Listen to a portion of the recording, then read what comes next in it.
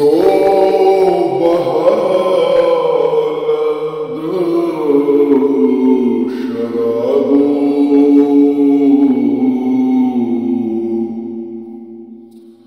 چې شراب درته پراته وي توبه شرابو چې شراب درته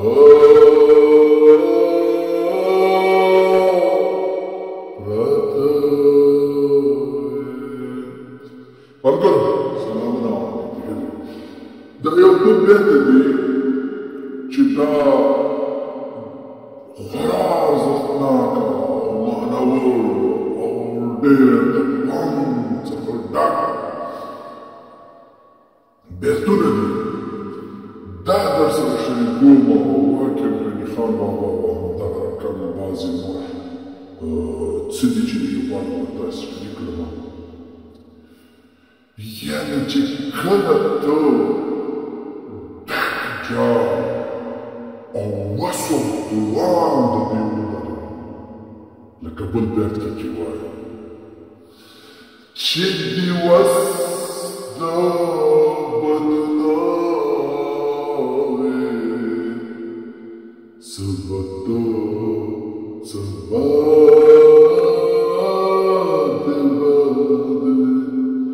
چې دغه وس بد به نه وي د دې خبره چې د وس نه بد به نه وي نو بیا خو هېڅ شی نشو کولی بیا به ته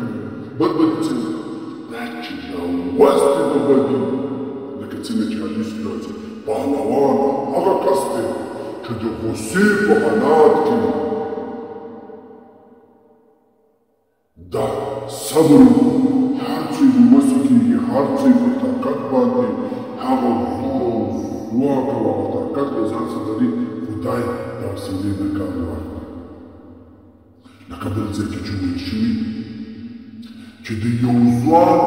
عبادت په ځوانۍ کې دا غوره دی د هغې وخت چې په بوډاګۍ کېږي. ځکه بوډاګۍ کې سړی خپله مرګ ته متوجه شي بل هېڅ نه شي کولی پوهېږي چې اوس خپې قبر ته ورسېږي د غورځېدو حالت لري نو هغه عبادت کوي. ولې په داسې وخت کې چې ته ځوان یې او عبادت کوي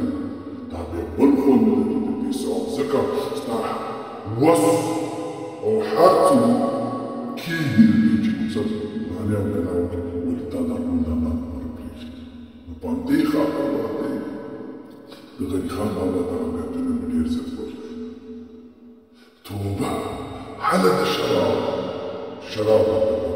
اوس ډېر خلک شته چې شراب په لاسرسي نه کېږي اوس ځوانې نه وي توبه ده. اما که دغې خلکو ته کېښودل شي په میز او دغه پیسې ولري نو بیا یې ورته ورکوي. نو دلته ښه انسان هماغه دی چې د دې وسو ځوان لري باوجود د دومره وسو ځوان سره د الله عاجزي اختیار کړي وکړي او الله ته رجوع وکړي د دغې بدو کړنو څخه لاس واخلي صرف د الله لپاره بیا په ځوانۍ کې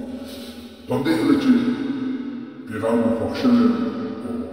د خپل ځان اصلاح وکړئ د ټولنې او هغه نیک پیغام له ځان سره ولرئ چې د